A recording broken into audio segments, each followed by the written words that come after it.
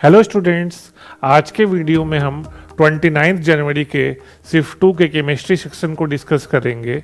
तो सबसे पहले देखते हैं मार्क्स डिस्ट्रीब्यूशन क्या था, क्या डिस्ट्रीब्यूशन था मार्क्स का।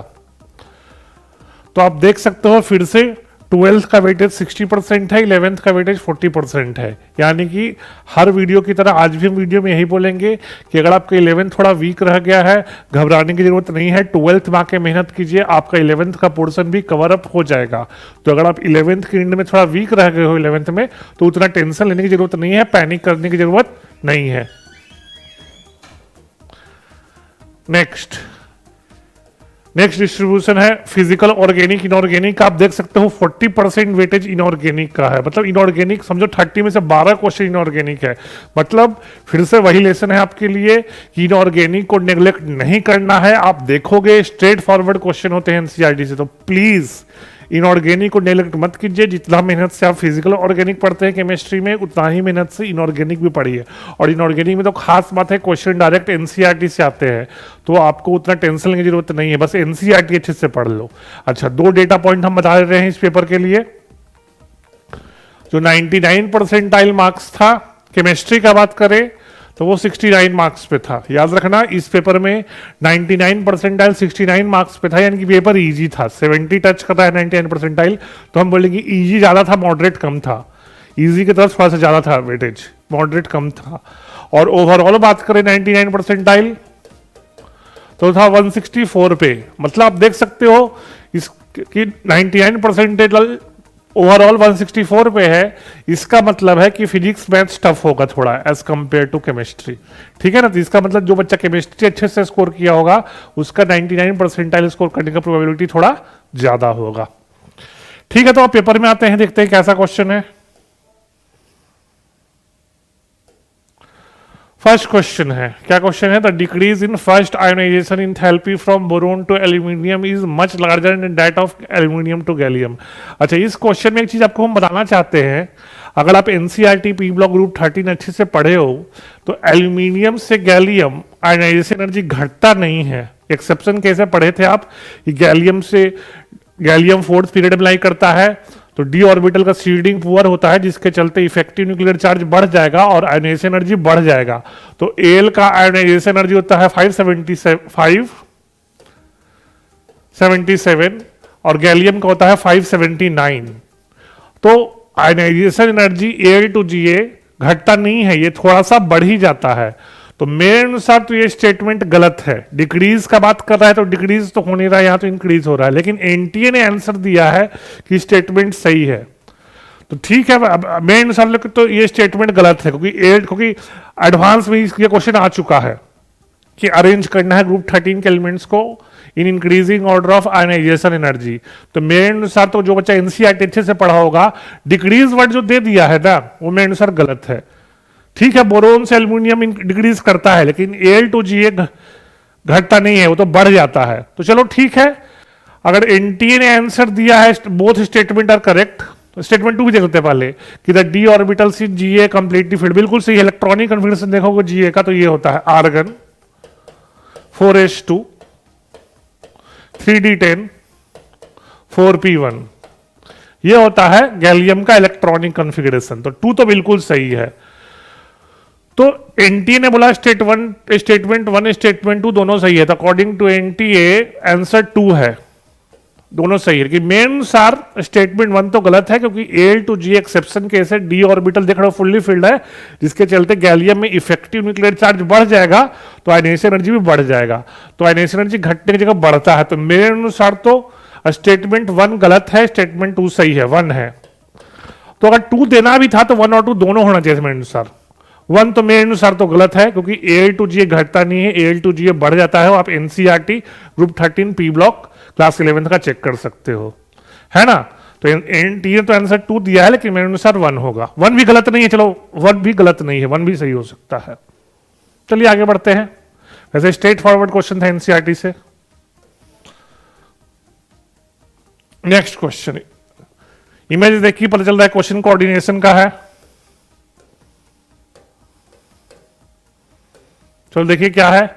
स्पिन ओनली मैग्नेटिक मोमेंट का बात कर रहा है। तो आपको यह पता होगा कि अगर स्ट्रॉन्ग फील्ड लाइगेंड है तो स्पिन ओनली मैग्नेटिक मोमेंट कम होता है, लोअर स्पिन होता है। तो देख लो एक चीज याद रखना, आप एनसीईआरटी में देखना साफ साफ दिया है, एनसीईआरटी बुक में जो ऑक्सिलेट आयन है कोबाल्ट 3+ के लिए स्ट्रॉन्ग फील्ड लाइगेंड काम करते हैं, तो ये लोअर स्पिन होगा, ये कॉम्प्लेक्स होगा लोअर स्पिन।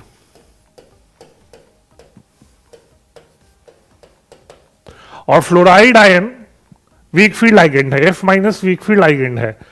तो मतलब क्या है, ये तो लास्ट में होगा, ये सबसे लोएस्ट स्पिन होगा, तो ये सबसे लास्ट में होगा। आपको अरेंज करना है Fe3+ ऑक्सीडेशन स्टेट निकाल लो, तो x + 6 × -1 = -3, तो यहां आयरन का +3 होगा। कोबाल्ट का भी देख लो, x + 6 × -1 = -3, कोबाल्ट का भी +3 होगा। तो डिसीजन इन दोनों में करना है। तो Fe3+ का बात करें तो इलेक्ट्रॉनिक कॉन्फ़िगरेशन होता है आर्गन 3d5। 3d5 का मतलब, और ये वीक फील्ड लाइगेंड है, ऐसा बता चुके हैं वीक फील्ड लाइगेंड है, तो पेयरिंग नहीं होगा, तो 5 अनपेयर्ड हो गया। कोबाल्ट, यहां कोबाल्ट 3+ का बात करें तो कोबाल्ट 3+ होता है आर्गन 3d6, आर्गन 3d6, और वीक फील्ड लाइगेंड है तो वही कहानी है, पेयरिंग नहीं होगा, तो 3d6 लिख लो। 1 2 3 4 5 6, तो मतलब क्या, इसमें 5 अनपेयर्ड है, इसमें 4 अनपेयर्ड है। तो Fe(F6) 3- का स्पिन ओनली मैग्नेटिक मोमेंट सबसे ज्यादा होगा, उसके बाद कोबाल्ट वाले का होगा। और ये बता चुके हैं ऑक्सिलेट स्ट्रॉन्ग फील्ड लाइगेंड होता है कोबाल्ट 3+ के लिए, तो कंप्लीट पेयरिंग हो जाएगा। तो आंसर इसका हो जाएगा 1। ठीक है, तो मेनली ये कॉन्सेप्ट था कि स्ट्रॉन्ग फील्ड लाइगेंड में स्पिन ओनली मैग्नेटिक मोमेंट कम होता है, वीक फील्ड लाइगेंड में स्पिन ओनली मैग्नेटिक मोमेंट ज्यादा होता है। और ये एनसीईआरटी में साफ साफ दिया है, आप देखना पढ़ोगे तो, कि ऑक्सिलेट आयन कोबाल्ट 3+ के लिए स्ट्रॉन्ग फील्ड लाइगेंड है, एनसीईआरटी में साफ साफ दिया हुआ है। तो इसको हम कहेंगे इजी क्वेश्चन, अगर आप एनसीईआरटी अच्छे से पढ़े हो तो इजी क्वेश्चन है।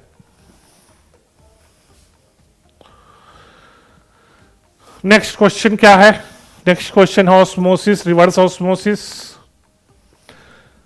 इलेक्ट्रोस्मोसिस, इलेक्ट्रोफोरेसिस, तो सरफेस केमिस्ट्री का कहेंगे, है ना, सरफेस केमिस्ट्री। तो देखिए क्या होता है ऑस्मोसिस में, क्या होता है आपको पता है, ऑस्मोसिस में जाता है सॉल्वेंट से सॉल्यूशन साइड, है ना, ऑस्मोसिस में जाता है सॉल्वेंट से सॉल्यूशन साइड, तो A का थर्ड हो गया सेमी मेम्ब्रेन से।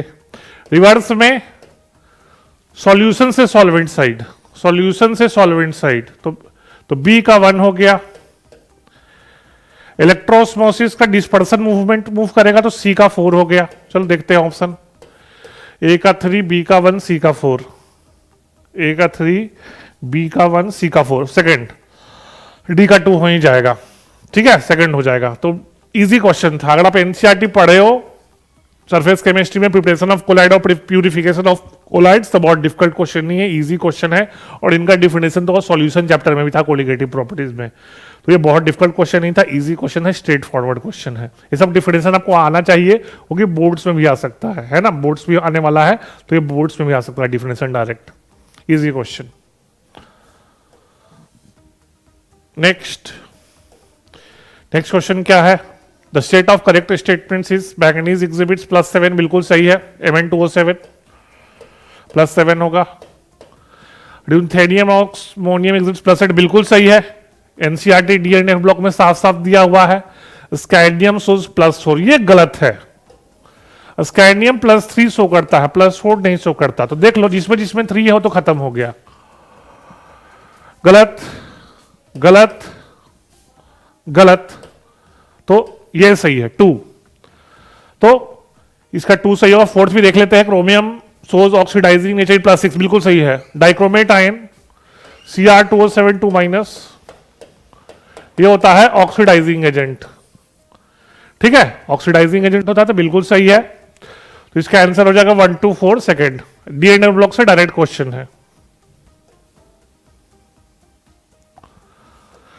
नेक्स्ट क्वेश्चन है पॉलीमर से, चलो इसको देखते हैं।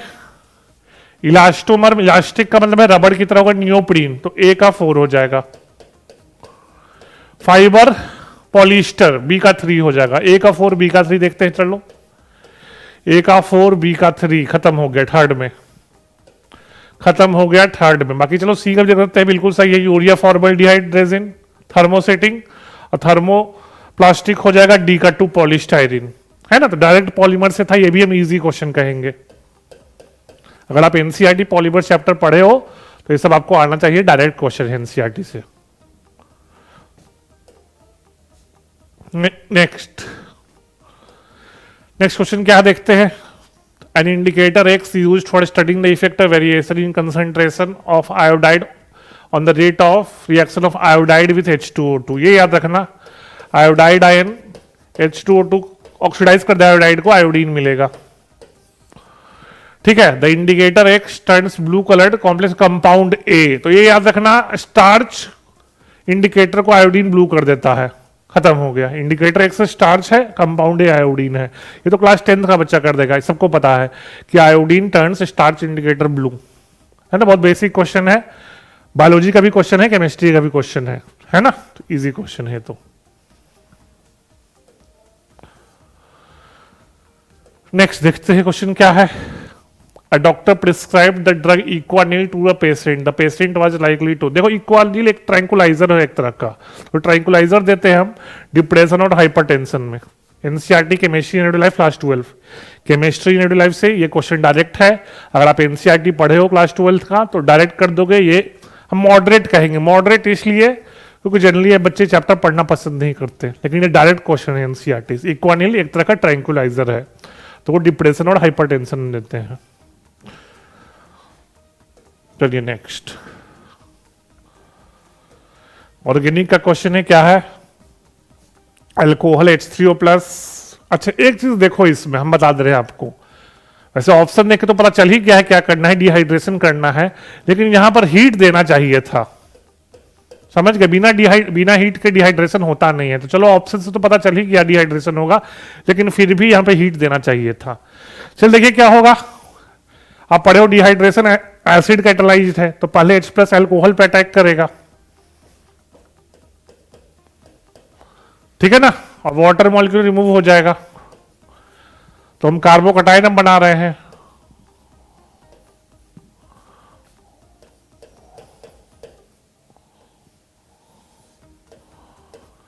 ये बन गया कार्बोकटाइन। अच्छा ये 5 मेंबर्ड रिंग है, तो आप पढ़े होगे कि 6 मेंबर्ड रिंग 5 मेंबर्ड रिंग से ज्यादा स्टेबल है, तो यहां रिंग एक्सपेंशन होगा। याद रखना यहां रिंग एक्सपेंशन होगा, क्योंकि 6 मेंबर्ड रिंग 5 मेंबर्ड रिंग से ज्यादा स्टेबल है। रिंग एक्सपेंशन, थोड़ा कलर चेंज करते हैं इंडिकेट करने के लिए। हुआ क्या देखो, ये बॉन्ड टूटेगा और ये बॉन्ड बनेगा। फिर से देख लो, ये बॉन्ड टूटेगा, ये बॉन्ड बनेगा, तो 6 मेंबर्ड रिंग बना दो। और मिथाइल मिथाइल और जिस कार्बन से बॉन्ड टूटा है उस पर पॉजिटिव चार्ज आ जाएगा। ये बन गया रिंग एक्सपेंशन के बाद, ठीक है ना। 5 मेंबर्ड रिंग 6 मेंबर्ड रिंग में कन्वर्ट हो गया, तो जो नया बॉन्ड बना है उस कार्बन में मिथाइल आ गया, और जहां कार्बन कार्बन बॉन्ड टूटा है वहां पॉजिटिव चार्ज आ गया। और आपको पता है आप OH हट चुका है, वहां पर H+ हट जाएगा, तो H+ हट जाएगा तो अल्कीन बनेगा। कौन सा ऑप्शन है, 2 ऑप्शन है। तो इस क्वेश्चन में बस रिंग एक्सपेंशन का कॉन्सेप्ट था कि पहले कार्बोकटाइन बनाओ और 6 मेंबर्ड रिंग 5 मेंबर्ड रिंग से ज्यादा स्टेबल है, तो रिंग एक्सपेंशन हो गया। यहां पर रिंग एक्सपेंशन के बाद 5 मेंबर्ड रिंग को हमने 6 मेंबर्ड रिंग में कन्वर्ट कर दिया, ये बॉन्ड तोड़ दिया और यहां बॉन्ड जोड़ दिया, तो 6 मेंबर्ड रिंग्स साइक्लोहेक्सेन बन गया।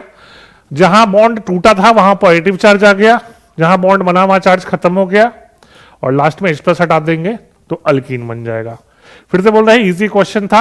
अगर आप 24 जनवरी 25 जनवरी का पेपर किए होते तो उसमें भी इस तरह के क्वेश्चन था रिंग एक्सपेंशन का, है ना। तो इसीलिए अगर आपका जेईई मेंस बाद के शिफ्ट में हो तो पहले शिफ्ट का मेमोरी बेस्ड पेपर कर लेना चाहिए, थोड़ा बहुत आइडिया मिल जाता है। रिंग एक्सपेंशन आप देख रहे 24 जनवरी या 25 जनवरी को रिपीट क्वेश्चन आया था रिंग एक्सपेंशन का, तो देखो 29 जनवरी का शिफ्ट 2 में भी रिपीट कर दिया है, ठीक है। मॉडरेट क्वेश्चन कहेंगे, मॉडरेट इसलिए क्योंकि रिंग एक्सपेंशन का कॉन्सेप्ट एनसीईआरटी में दिया हुआ नहीं है।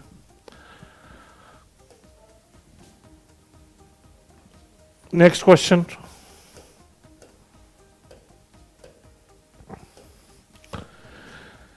The one giving maximum number of isomeric alkenes on dehydrohalogenation. तो ये तो पढ़े हो, डीहाइड्रोहेलोनेशन बीटा एलिमिनेशन होता है,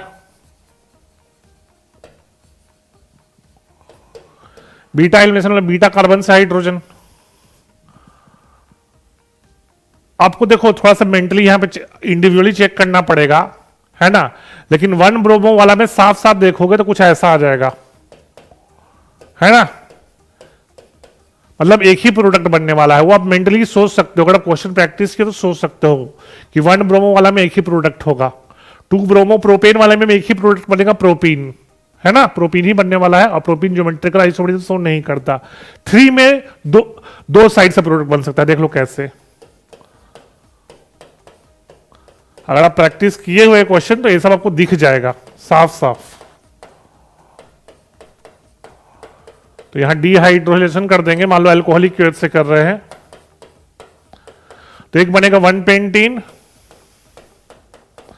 एक बनेगा वन पेंटीन, और एक बनेगा टू पेंटीन, और टू पेंटीन शो करेगा ज्योमेट्रिकल आइसोमेरिज्म। टू पेंटीन आपको शो करेगा geometrical isomerism cis plus trans.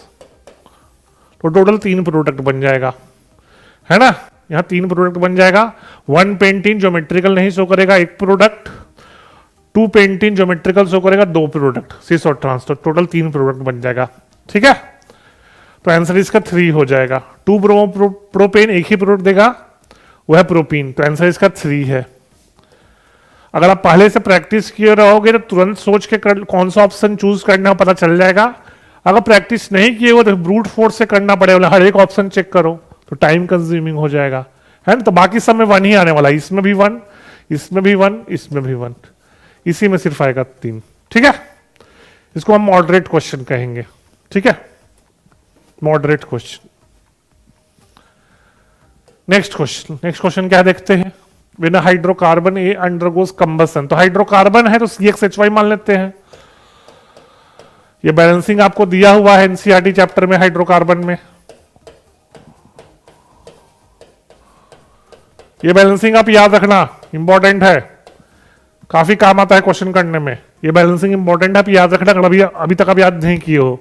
Hydrocarbon CXHY है तो कंबसन पे CO2 वाटर मिलता है, तो बैलेंसिंग का टेक्निक है। तो क्या दिया हुआ है, 9.5 equivalents of oxygen and produce 3 equivalent of water, का मतलब है y/2 3 है,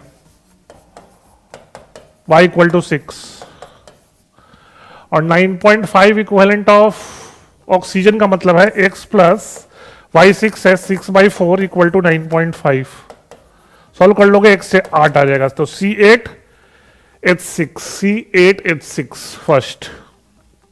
इजी क्वेश्चन था, बस आपको कैसे बैलेंस किया जाता है वो पता होना चाहिए था। ये इजी क्वेश्चन है, और हाइड्रोकार्बन में दिया है साफ साफ कैसे बैलेंसिंग करना है कंबसन इक्वेशन में, है ना। तो ये भी इजी क्वेश्चन था। बाकी तो y/2 और x प्लस y/4 दिया है, x और y निकाल लो, इजी क्वेश्चन है, डायरेक्ट एनसीईआरटी से है। नेक्स्ट क्वेश्चन है, ऑर्गेनिक का साफ साफ दिख रहा है, एल्डिहाइड कीटोन कहां जहां तक दिख रहा है, चलो देखते हैं।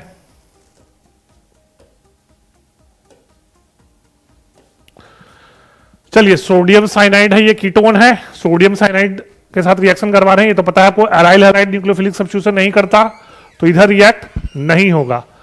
तो क्या होगा देख लो, आपको पता है O- C पे प्लस, सोडियम साइनाइड टूट जाएगा Na+, Cn- में Cn- न्यूक्लियोफाइल है, तो क्या हो जाएगा देख लो,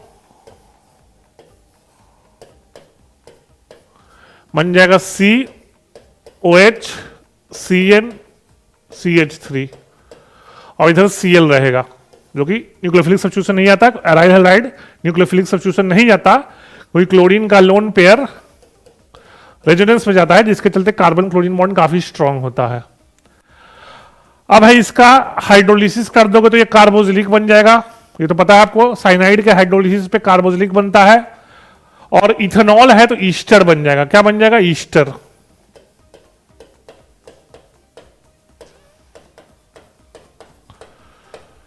तो क्या बन गया देख लो,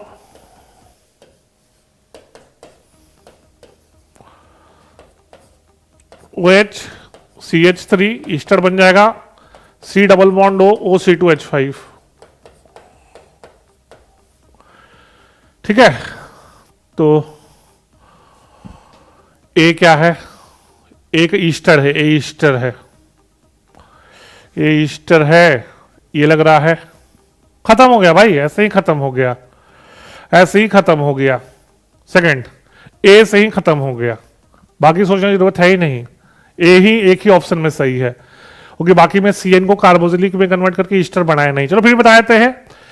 फिर ईस्टर को मिथाइल मैग्नीशियम ब्रोमाइड एक्सेस में, तो याद रखिएगा ईस्टर जो है 2 मोल ग्रिग्नाइट के साथ अल्कोहल देता है। ईस्टर 2 मोल ग्रिग्नाइट के साथ अल्कोहल देता है, ठीक है। ईस्टर 2 मोल ग्रिग्नाइट के साथ अल्कोहल देता है, तो वो C2H5 हट जाएगा, कीटोन हट जाएगा, अल्कोहल बन जाएगा, बी। ठीक है, वैसे तो इसमें ए ऑप्शन सही हो गया। वैसे ध्यान रखिएगा कि जो ईस्टर है 2 मोल ग्रिग्नाइट के साथ अल्कोहल देता है। थोड़ा सा समझा देते हैं इसको, आंसर तो 2 आ ही गया है, इसको समझा देते हैं, थोड़ा सा देख लो, थोड़ा सा समझा देते हैं इसको कैसे होता है। पहले ईस्टर को ट्रीट करो CH3 MgBr से, तो न्यूक्लियोफाइल है, ये टूट जाएगा और ये इस पर अटैक कर देगा। CH3 माइनस चार्ज है तो न्यूक्लियोफाइल है, वो हट जाएगा, तो बन गया C double bond O CH3, ketone बन गया पहले, एल्डिहाइड, हाँ कीटोन बन गया। अब फिर इसको ट्रीट करो CH3 MgBr, वही कहानी है, तो CO माइनस, मान लो एसिडिक हाइड्रोलिसिस तो OH बन गया, CH3, ठीक है। तो यही चीज आ गया, 2 मिथाइल आ गया। तो ध्यान रखना कि ईस्टर पहले ग्रिग्नाइट के साथ देता है कीटोन, और कीटोन फिर से ग्रिग्नाइट के साथ देता है टर्शियरी अल्कोहल। क्या देगा? Tertiary alcohol. तो ये अल्कोहल की प्रिपरेशन में दिया हुआ है, अल्कोहल फिनॉल ईथर का क्वेश्चन है ये। मतलब second part alcohol phenol ether का है, फर्स्ट पार्ट एल्डिहाइड कीटोन का है। मतलब मिक्स्ड कॉन्सेप्ट का क्वेश्चन, जिसको मॉडरेट कहेंगे।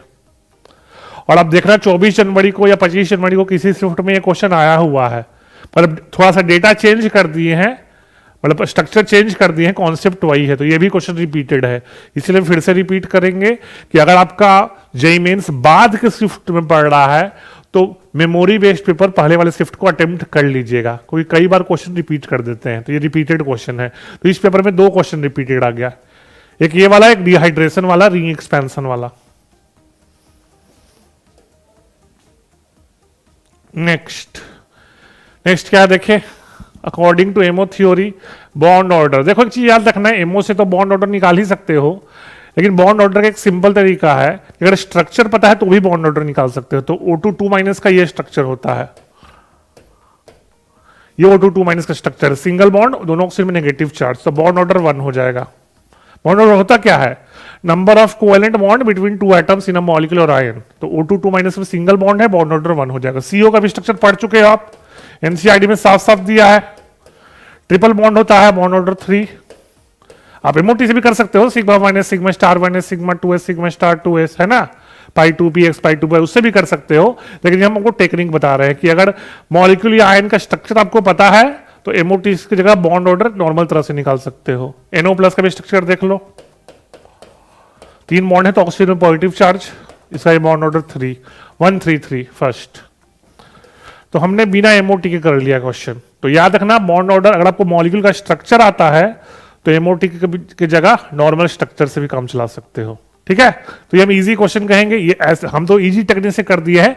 आप एमओटी से भी करते तो सिंपल तरीका, इसमें कितने इलेक्ट्रॉन है? 18 इलेक्ट्रॉन है, इसमें 14 इलेक्ट्रॉन है, इसमें 14 इलेक्ट्रॉन है ना, इनका तो एमओटी लिखने आता ही होगा आपको। अब बॉन्ड ऑर्डर क्या होता है? NB माइनस NA अपॉन 2, है ना। ये भी टेक्निक थोड़ा बड़ा टेक्निक है, ये छोटा टेक्निक है, ठीक है। 1 3 and 3 easy question. Next question क्या है? A solution of CrO5 in amyl alcohol. ये लैब टेस्ट से है क्वेश्चन, एनसीईआरटी में CrO5 कहीं पे डिस्कशन नहीं है, लेकिन ये फेमस कंपाउंड है, याद रखिएगा। रेडॉक्स भी पढ़े होगे, इसका बटरफ्लाई शेप होता है और डीप ब्लू कलर, जैसा डीप ब्लू कलर, और इसमें क्रोमियम का ऑक्सीडेशन स्टेट +6 होता है, ये भी ध्यान रखिएगा। CrO5 में क्रोमियम का ऑक्सीडेशन स्टेट +6 है, बटरफ्लाई शेप है और डीप ब्लू कलर है। तो क्या है? 4th मॉडरेट क्वेश्चन कहेंगे, क्योंकि एनसीईआरटी मेंशन नहीं है, लैब मैनुअल देता है। वैसे याद रखिएगा CrO5 बनता है जब पोटेशियम डाइक्रोमेट को ट्रीट करते हैं H2O2 के साथ एसिडिक मीडियम में, तो CrO5 बनता है। तो प्रिपरेशन भी ध्यान रखना। एमाइल अल्कोहल सॉल्वेंट होता है। Potassium dichromate on treatment with hydrogen peroxide in acidic medium, solvent amyl alcohol gives CrO5, colour blue. Moderate question. Next question है, देखते हैं किसका क्वेश्चन है next. The concentration of dissolved oxygen, यानी कि ये है इन्वायरमेंटल केमिस्ट्री है, क्लास 11th का लास्ट चैप्टर है। क्या है? In water for growth of X should be more than 6 ppm। ये डेटा याद रखिएगा, X = 6 है। ये हम इसको डिफिकल्ट क्वेश्चन बोल सकते हैं क्योंकि किसी को याद होता नहीं है डेटा, तो 6 ppm होगा।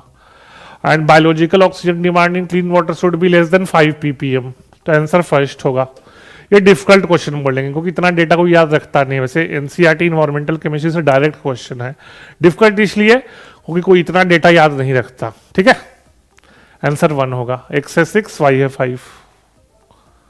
थोड़ा देख लीजिएगा ये सब टॉपिक है ना, इन्वायरमेंटल केमिस्ट्री से भी हर पेपर में क्वेश्चन आ ही रहा है, तो नेग्लेक्ट मत कीजिएगा, डेटा देख लीजिएगा। नेक्स्ट क्वेश्चन क्या है? रिएक्शन ऑफ प्रोपेनामाइड विद Br2KOH मतलब है हॉफमैन डिग्रेडेशन। हॉफमैन डिग्रेडेशन का मतलब है प्रोपेनामाइड ये होता है, ये प्रोपेनामाइड है, ट्रीट करो Br2KOH से तो एक कार्बन हट जाता है CH3 CH2 NH2, इथेनामाइन बन जाएगा, इथाइलामाइन 4th। हॉफमैन डिग्रेडेशन का यही खास बात है कि प्रोडक्ट में रिएक्टेंट से एक कार्बन कम होता है, इसलिए हॉफमैन डिग्रेडेशन कहते हैं। वैसे तो बहुत स्ट्रेट फॉरवर्ड क्वेश्चन है, ये इजी क्वेश्चन है, तो बोर्ड्स में भी आ सकता है ना। जो लोग 12th का बोर्ड्स देने वाले हो, ये तो आपके बोर्ड्स में भी आ सकता है, ये इजी क्वेश्चन है ना। याद रखिएगा, हॉफमैन डिग्रेडेशन में एक कार्बन कम होता है प्रोडक्ट में as compare to reactant. Next question क्या है? Following tripeptides can be represented as. अरे ये देखिए, अगर आप बायोमोलिक्यूल्स चैप्टर में आप 20 अमीनो एसिड दिया है तो हर एक अमीनो एसिड के लिए 1 लेटर कोड दिया हुआ है। ये बहुत कम लोग याद रखते हैं, इसको हम डिफिकल्ट क्वेश्चन कहेंगे। बायोलॉजी के बच्चे याद रखते हैं, केमिस्ट्री में याद करते नहीं है, समझ रहे हो? ये डिफिकल्ट क्वेश्चन है, ये बहुत कम बच्चे अटेम्प्ट किए हैं क्वेश्चन को, क्योंकि इतना कोई याद रखता नहीं है। कोड वर्ड शुरू के 3 वर्ड याद रखते हैं लोग, लेकिन 1 लेटर कोड को याद रखता नहीं, तो उनको बोलेंगे पेपर का सबसे डिफिकल्ट क्वेश्चन है। कोई कोड तो कोई याद रखता है नहीं। वैसे बताए थे आपको, ये है फिनाइल एलानीन और इसका कोड वर्ड F होता है। 2 हमको याद है, उससे कर देते हैं। तो इसका कोड वर्ड F होता है, तो जिससे F से स्टार्ट होगा वही देखेंगे, फर्स्ट और सेकेंड। और ये स्पार्टिक एसिड होता है बीच वाला, यह स्पार्टिक एसिड है, देख लीजिएगा। अमीनो एसिड जो टेबल है बायोमोलिक्यूल्स चैप्टर में, प्रोटीन्स टॉपिक में दिया हुआ है, इसका कोड वर्ड D होता है। एस्पार्टिक एसिड का कोड वर्ड D होता है और इसका फिनाइल एलानीन का कोड वर्ड F होता है। तो FD किस में है? FD सेकंड में है, सेकंड हो जाएगा। हमको 2 याद था, 2 से क्वेश्चन कर लिए, लेकिन फिर भी बताएंगे, इतना याद रखने की जरूरत है नहीं। एक आध क्वेश्चन आप छोड़ सकते हैं, केमिस्ट्री में 100 आउट ऑफ 100 नहीं लाना है। जैसे को आपको पता है 99% 69 पे है, तो आप 80 मार्क्स भी लाओगे तो बहुत अच्छा है। 80 मार्क्स में भी 99.7, 99.8, 99.9 आ जाएगा। 100/100 केमिस्ट्री लाने की कोशिश करोगे तो हो सकता है बाकी सब्जेक्ट आपका सफर कर जाए। तो प्लीज सब कुछ याद नहीं कर सकते आप, ये याद रखना कि फिनाइल एलानीन को PHE कहते हैं, 3 लेटर वर्ड, लेकिन 1 लेटर कोड याद हो जाए तो अच्छी बात है, लेकिन उस पर स्पेशल फोकस नहीं देना, हम यही बोलेंगे, क्योंकि सब कुछ याद नहीं कर सकते।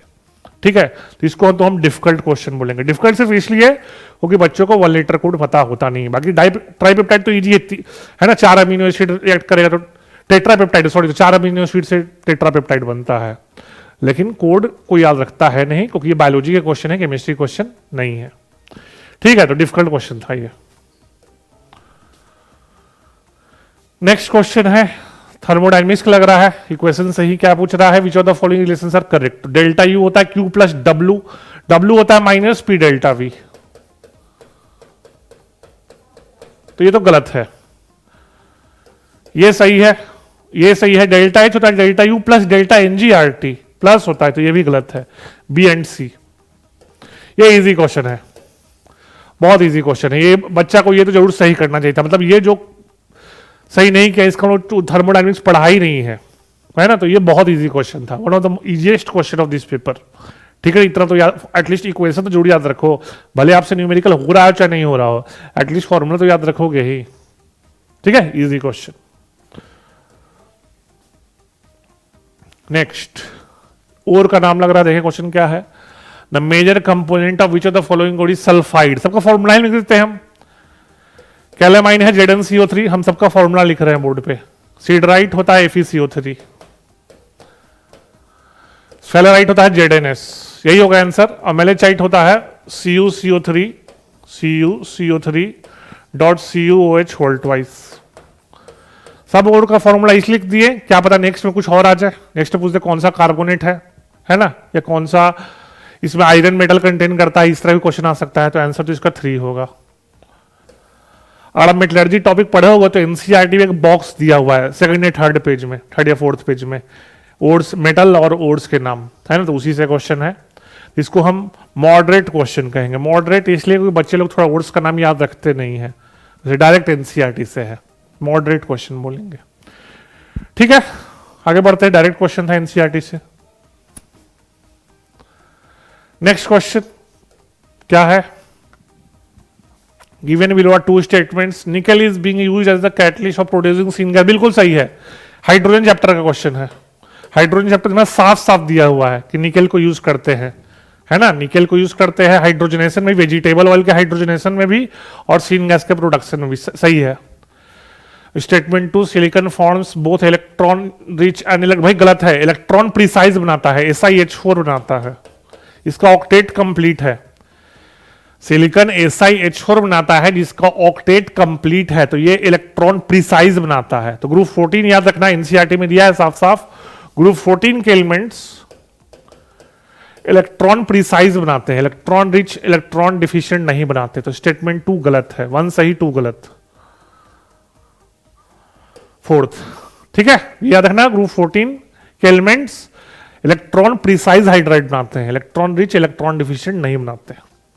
चलिए आगे बढ़ते हैं। नेक्स्ट क्वेश्चन, फिर से मैच द कॉलम में, बहुत मैच द कॉलम दिख रहा है। वांट ऑफ फैक्टर का भाई साफ साफ दिख रहा है, ये फॉर्मूला होगा A का 3। KF सबको पता है, क्रायोस्कोपिक कांस्टेंट है, बिल्कुल सही। Solution with same osmotic pressure isotonic होता है, सबको पता है। एजियोट्रॉपिक डायरेक्ट मैच कर गया। तो देख लो, A का 3, B का 1, C का 2, 3 1 2, सॉरी C का 2, 3 1 2, हाँ सही है, शुरू में ही आ गया, शुरू में ही आ गया। B का 1 एक ही ऑप्शन, हाँ नहीं 2 ऑप्शन था, वैसे हो गया। ठीक है ना, C का 2। ये इजी क्वेश्चन है, सॉल्यूशन कोलिगेटिव प्रॉपर्टीज का क्वेश्चन है, बहुत इजी क्वेश्चन है, ये सबको पता है। जो बच्चा बोर्ड्स का भी तैयारी कर रहा होगा क्वेश्चन कर दिया होगा, कोई डायरेक्ट है, कुछ भी ट्विस्ट नहीं है, डायरेक्ट पूछ रहा है ना, तो इजी क्वेश्चन है।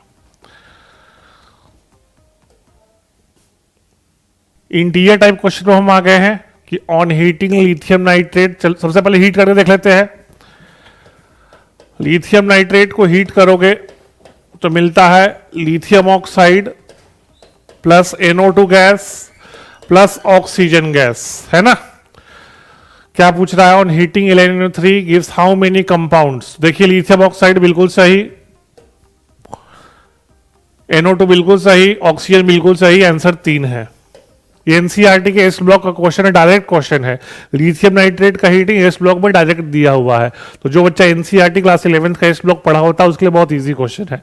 अच्छा, एक चीज और दे रहे हैं, केवल लिथियम नाइट्रेट ही हीट करने पे NO2 गैस देता है, ब्राउन कलर्ड गैस है, केवल लिथियम नाइट्रेट ही देता है।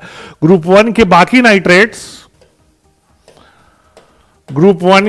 नाइट्रेट्स हीट करने पे मेटल नाइट्राइट और ऑक्सीजन गैस देते हैं। ध्यान रखना, लिथियम नाइट्रेट हीट करने पे मेटल ऑक्साइड NO2 और O2 देता है। डायगोनल रिलेशनशिप के चलते Li+ का साइज थोड़ा छोटा होता है तो कोवेलेंट कैरेक्टर डेवलप कर जाता है थोड़ा सा, तो इसलिए इसका हीटिंग इफेक्ट एस ब्लॉक के बाकी ग्रुप 1 के नाइट्रेट से थोड़ा अलग है। बाकी ग्रुप 1 के नाइट्रेट्स हीट करने पे मेटल नाइट्राइट और ऑक्सीजन देते हैं, लेकिन लिथियम नाइट्रेट हीट करने पे लिथियम ऑक्साइड NO2 और O2 देता है। तो ये डायगोनल रिलेशनशिप वाले में दिख जाएगा आपको कि लिथियम का एनोमोलस बिहेवियर, ठीक है, due to small size of lithium ion. Easy question था, ये रिएक्शन पता होना चाहिए, एनसीईआरटी से डायरेक्ट है।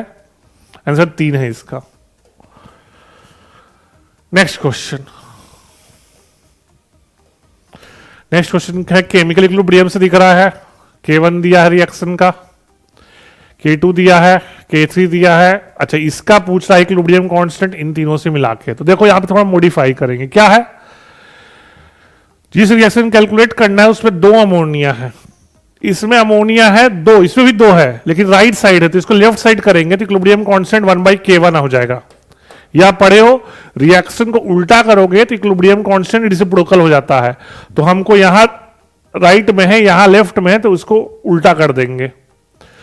फिर क्या है, NO, इधर 2 NO है, इसमें भी 2 NO है, तो कुछ करने की जरूरत नहीं है, एज इट इज मल्टीप्लाई कर देंगे। ये तो आपको पता होगा, ये आपको पता होना चाहिए कि अगर हम रिएक्शन को ऐड करते हैं तो इक्विलिब्रियम कांस्टेंट मल्टीप्लाई हो जाता है।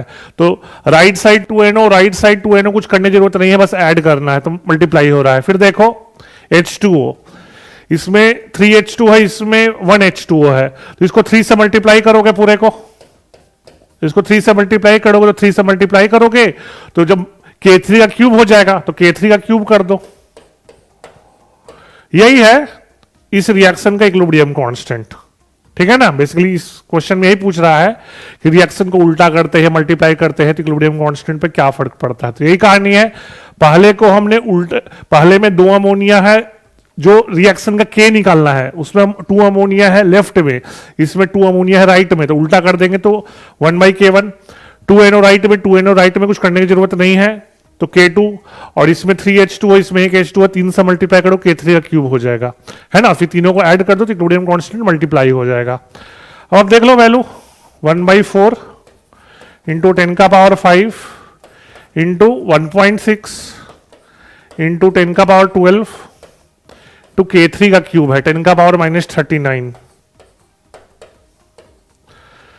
सॉल्व कर लो तो ये हो जाएगा, सॉल्व कर लोगे तो 4.4 कर सकते हैं इसको, 0.4 इंटू 10⁻4 10⁻8, ठीक है। तो हो जाएगा, आपको सॉल्व कर लो, ये हो जाएगा 0.4 इंटू करो आप 10⁻12 10⁻−27, और ये हो जाएगा 10⁻−32, ठीक है। और 4 इंटू 10⁻−33, 4 हो जाएगा आंसर। मॉडरेट क्वेश्चन कहेंगे, इजी तो नहीं बोल सकते, थोड़ा सा दिमाग लगाना था, मॉडरेट क्वेश्चन था, है ना। बाकी कैलकुलेशन बहुत आसान था इसका। तो ये केमिकल इक्विलिब्रियम चैप्टर से, तो हमको लगता है अब तक का केमिकल इक्विलिब्रियम का पहला क्वेश्चन था। अभी तक इक्विलिब्रियम के जितने भी क्वेश्चन हम देख रहे थे पुराने शिफ्ट में आयनिक के थे, ये पहला क्वेश्चन को केमिकल का दिख रहा है, ठीक है। डायरेक्ट एप्लीकेशन का पहला क्वेश्चन है, इनडायरेक्ट एप्लीकेशन थे लेकिन डायरेक्ट एप्लीकेशन का पहला क्वेश्चन है। तो ये एनसीईआरटी में साफ साफ दिए हैं इस तरह के क्वेश्चन, है ना। तो बहुत डिफिकल्ट क्वेश्चन नहीं, इसको मॉडरेट कहेंगे, है ना, ठीक। नेक्स्ट क्वेश्चन क्या है, for the conversion of compound A to B, ठीक है। रेट कांस्टेंट दिया, रेट कांस्टेंट आपको वैल्यू दिया क्या, कुछ ऑर्डर, ये आपको पता होना चाहिए। यूनिट ऑफ रेट कांस्टेंट होता है, यूनिट ऑफ रेट कांस्टेंट होता है कंसंट्रेशन का पावर 1 - टाइम इनवर्स। ये साफ साफ ध्यान रखिएगा, यूनिट ऑफ रेट कांस्टेंट होता है कंसंट्रेशन का पावर 1 - टाइम इनवर्स। यह यूनिट क्या दिया है, लीटर पर मोल। लीटर पर मोल का मतलब है -1, 1 - का -1 हो गया तो N2 हो जाएगा। इजी क्वेश्चन है, डायरेक्ट एनसीईआरटी से। ये क्वेश्चन आपका बोर्ड्स में भी आ सकता है ना। तो इजी क्वेश्चन था, ये सबको पता होना चाहिए। यूनिट ऑफ रेट कांस्टेंट होता है कंसंट्रेशन का पावर 1 - टाइम इनवर्स, n है ऑर्डर ऑफ रिएक्शन। यूनिट दिया था, कंपेयर कर लिए, N2 आ गया।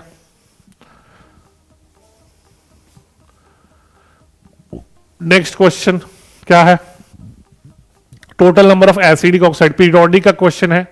आपको पता है मेटल के ऑक्साइड बेसिक होते हैं, नॉन मेटल ऑक्साइड एसिडिक होते हैं, कुछ ऑक्साइड न्यूट्रल होते हैं। N2O3 acidic, P block group 15 में दिया वैसे साफ साफ। NO2 एसिडिक, N2O न्यूट्रल होता है, आपको बताए हैं हम पहले भी, किसी शिफ्ट में देखना बताए हैं। 3 ऑक्साइड न्यूट्रल होते हैं, याद रखना, N2O, NO और CO, ये 3 ऑक्साइड न्यूट्रल होते हैं। तो N2O न्यूट्रल, Cl2O7 एसिडिक बिल्कुल सही, SO2 एसिडिक बिल्कुल सही, CO न्यूट्रल है, CO metal oxide basic, basic neutral है ना, आ गया तीनों। तो कितने एसिडिक हो गए, एक एक एक एक, चार हो गए, चार ऑक्साइड एसिडिक हो गए। ये पीरियोडिक का है ना, हम इसको मॉडरेट क्वेश्चन कहेंगे। मॉडरेट इसलिए क्योंकि बहुत कम लोगों को न्यूट्रल ऑक्साइड पता होता है लेकिन बहुत लोगों को न्यूट्रल ऑक्साइड के बारे में आइडिया नहीं होता है। तो जिनको न्यूट्रल ऑक्साइड के बारे में आइडिया नहीं है वो N2NO को या CO को मार्क करके आ सकते हैं। इसका आंसर 4 होगा। पीरियोडिक का क्वेश्चन है क्लास 11th का, वैसे क्लास 12th का भी कॉन्सेप्ट है। पी ब्लॉक में भी, क्लास 12th के पी ब्लॉक में भी दिया हुआ स्पेशली कौन सा ऑक्साइड एसिडिक है, कौन सा बेसिक है। तो मेनली क्लास 11th कहेंगे और थोड़ा सा हिंट क्लास 12th से लिया गया है। Moderate question.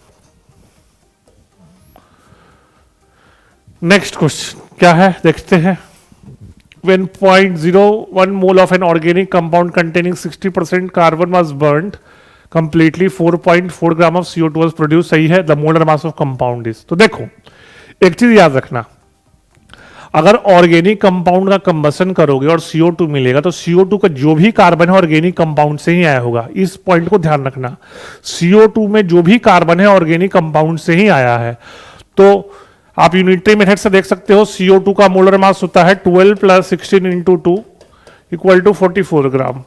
यह है CO2 का मोलर मास। तो देखो 44 ग्राम CO2 में 12 ग्राम कार्बन है, तो यहां 4.4 ग्राम दिया है ना, तो 4.4 ग्राम CO2 में 1.2 ग्राम कार्बन होगा।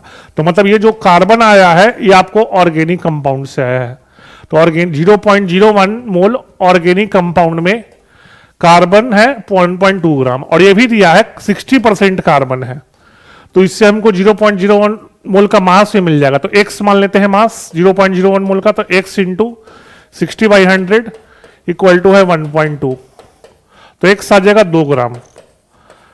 मतलब क्या है, 0.01 मोल कंपाउंड का मास है 2 ग्राम, जिसका 60% कार्बन था जो कि 1.2 ग्राम। तो 0.01 मोल का मास मिल गया है 2 ग्राम। तो 1 मोल का कितना हो जाएगा, 2 × 100 कर दो, 200 ग्राम। यूनिटरी मेथड का क्वेश्चन है ना। ये क्लास 11th का क्वेश्चन कह सकते हो, सम बेसिक कॉन्सेप्ट से। 10th के बच्चे भी अगर कॉमन सेंस होंगे तो कर सकते हैं। मतलब इससे कोई खास चैप्टर हम नहीं इसको कहेंगे, वैसे some basic concept of chemistry का ही क्वेश्चन एक तरह से है, लेकिन क्लास 10th में भी कोई बच्चा अच्छे से पढ़ा होता तो क्वेश्चन कर सकता था, जिसका बेसिक थोड़ा स्ट्रांग होता है ना। ये इजी क्वेश्चन है, बहुत इजी क्वेश्चन है। इतना तो सोच लेना चाहिए बच्चों को कि ऑर्गेनिक कंपाउंड का कंबसन करोगे तो CO2 में जो भी कार्बन आएगा ऑर्गेनिक कंपाउंड से ही आएगा। ठीक है, आगे बढ़ते हैं। नेक्स्ट क्वेश्चन देखते हैं। The denticity of ligand present in Fehling reagent. ये अच्छा क्वेश्चन है। फेलिंग सॉल्यूशन पढ़े थे, दो होता है, फेलिंग सॉल्यूशन 1 और फेलिंग सॉल्यूशन 2। फेलिंग सॉल्यूशन 1 होता था कॉपर सल्फेट और फेलिंग सॉल्यूशन 2 होता था रोसेल सॉल्ट। क्या होता था, रोसेल सॉल्ट, जिसको कहते थे सोडियम पोटेशियम टार्टरेट। तो सोडियम पोटेशियम टार्टरेट का स्ट्रक्चर देख लो क्या होता है। सोडियम पोटेशियम टार्टरेट का स्ट्रक्चर देख लो,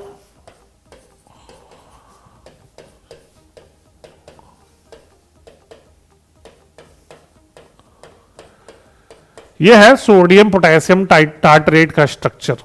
ठीक है, तो क्या पूछ रहा है इसका, पूछ रहा क्या, डेंटिसिटी मतलब कितने कोऑर्डिनेट बॉन्ड बना सकता है। तो इसका डेंटिसिटी देख लो, ये ऑक्सीजन का लोन पेयर, ये ऑक्सीजन का लोन पेयर, ये ऑक्सीजन का नेगेटिव चार्ज, ये ऑक्सीजन का नेगेटिव चार्ज। तो इसका डेंटिसिटी 4 हो जाएगा, 1 2 3 4। तो इसका डेंसिटी 4 है। अच्छा, एक और चीज याद रखिएगा, फेलिंग सॉल्यूशन में जो ये दोनों ऑक्सीजन है, कॉपर आयन जो कि फेलिंग सॉल्यूशन 1 होता है, कॉपर सल्फेट, उसके साथ कोऑर्डिनेट बॉन्ड बनाए हुए होते हैं। अगर हम फेलिंग सॉल्यूशन का बात करें तो उसमें जो कॉपर आयन कॉपर सल्फेट से आता है वो दोनों ऑक्सीजन के साथ कोऑर्डिनेट बॉन्ड बनाए हुए होते हैं। तो थोड़ा सा ये भी आइडिया आपको दे रहे हैं। वैसे केवल सोडियम पोटेशियम टार्टरेट का डेंसिटी 4 है, आंसर इसका 4 है। बस ये एडिशनल इंफॉर्मेशन दे रहे हैं कि फेलिंग सॉल्यूशन में जो कॉपर आयन Cu2+ है वो दोनों OH के दोनों ऑक्सीजन के साथ कोऑर्डिनेट बॉन्ड बनाए हुए होता है। ठीक है, इसको हम डिफिकल्ट क्वेश्चन कहेंगे, थोड़ा out of the box thinking question था ये बहुत कम बच्चों को पता है ना। वैसे टार्टरिक एसिड का स्ट्रक्चर आप ऑप्टिकल आइसोमेरिज्म में पढ़ते हो, मेसोफॉर में सब, लेकिन फिर भी बहुत कम बच्चों को पता होता है। ये डिफिकल्ट क्वेश्चन है, अच्छा क्वेश्चन है, ये थोड़ा IQ लगाना था इसमें। टार्टरिक एसिड का स्ट्रक्चर देख ही लो, चलो बता ही देते हैं। COH COH HOH HOH, ये है टार्टरिक एसिड। इनको नहीं पता है नोट कर सकते हैं, ये टार्टरिक एसिड है, ठीक है। जिनको नहीं पता है इसको नोट कर लीजिएगा। इसी से आते हैं सोडियम पोटेशियम टार्टरेट। अगर H+ हटा के सोडियम पोटेशियम लगा दो तो यही आ जाएगा sodium potassium tartrate. Next question क्या है? Metal M forms hexagonal closed packing structure, the total number of voids in 0.02 mole of it। एक चीज याद रखना, चाहे HCP स्ट्रक्चर हो या CCP स्ट्रक्चर हो, अगर एक एटम है पर एटम, ऑक्टाहेड्रल वर्ड होता है 1, टेट्राहेड्रल वर्ड होता है 2, तो टोटल नंबर ऑफ वॉइड्स पर एटम होता है, दोनों को ऐड कर दोगे 1 + 2 3। ये याद रखना, पर एटम चाहे HCP हो चाहे CCP हो, पर एटम नंबर ऑफ वॉइड्स होता है 3। अब देख लो 0.02 मोल है तो नंबर ऑफ एटम्स निकाल लेंगे एवोगैड्रो से मल्टीप्लाई करके, तो 0.02 नियरेस्ट इंडिया तो 6 से मल्टीप्लाई कर देते हैं, ये नंबर ऑफ एटम्स हो गया। और पर एटम 3 वर्ड है तो इनको 3 से मल्टीप्लाई कर देंगे, तो क्या हो जाएगा देख लो आप,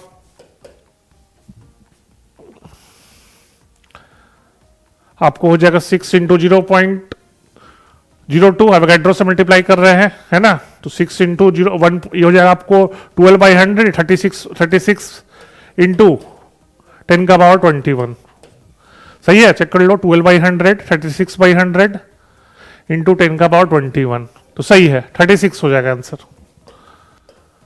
इसका आंसर 36 होगा। 36 × 10⁻21, फिर से कैलकुलेशन निकलते हैं, 12/100 × 3, 36/100, सही है, 36 आंसर होगा। तो बस इस क्वेश्चन का यही कॉन्सेप्ट है कि पर एटम एक octahedral void, 2 tetrahedral void, total voids 3 होते हैं, ठीक है। चल नेक्स्ट क्वेश्चन देखते हैं, क्या क्वेश्चन है next? Assume that the radius of first Bohr orbit of hydrogen atom is 0.6 angstrom. The radius of third Bohr orbit, simple formula है भाई, रेडियस ऑफ थर्ड हो जाएगा 0.6 × n² z एंगस्टॉर्म। n क्या है? थर्ड ऑर्बिट है, 0.6 × 3 का square, helium है तो 2 हो जाएगा, एटॉमिक नंबर 2 एंगस्टॉर्म, तो 0.3 है ना, ये क्या हो जाएगा आपको 2.9/2, ये 0.3 से कट कर दो, 2.7 एंगस्टॉर्म है और उसको पिकोमीटर में कन्वर्ट करना, तो ये याद रखना 1 एंगस्टॉर्म में 100 पिकोमीटर होता है, 1 एंगस्टॉर्म इक्वल टू 100 पिकोमीटर, जिसको 100 से मल्टीप्लाई कर दो, 270 पिकोमीटर, 270 पिकोमीटर। इजी क्वेश्चन है ना। 0.059 को अगर एंगस्टॉर्म का बात करें, है ना, तो आपको एक तरह से 0.5 है ना, 0.6 कर दिया कैलकुलेशन आसान करने के लिए। कैलकुलेशन आसान करने के लिए आपको 0.59 को 0.6 कर दिया है। इजी है भाई, क्वेश्चन कुछ खास है नहीं, कैलकुलेशन था केवल, बस ये ध्यान रखना था 1 एंगस्टॉर्म में 100 पिकोमीटर होता है।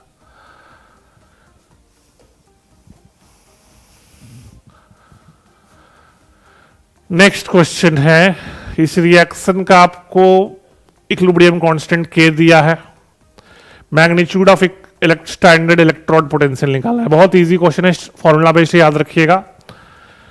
इलेक्ट्रोकेमिस्ट्री चैप्टर पढ़े हो तो नर्स्ट इक्वेशन से एक फॉर्मूला आता है, इक्विलिब्रियम पे लॉग K होता है N × E0 सेल अपॉन 0.059, 1 लेते हैं 0.0591, लेकिन यहां पर 0.059 ही दिया, इसलिए उसी को लेंगे।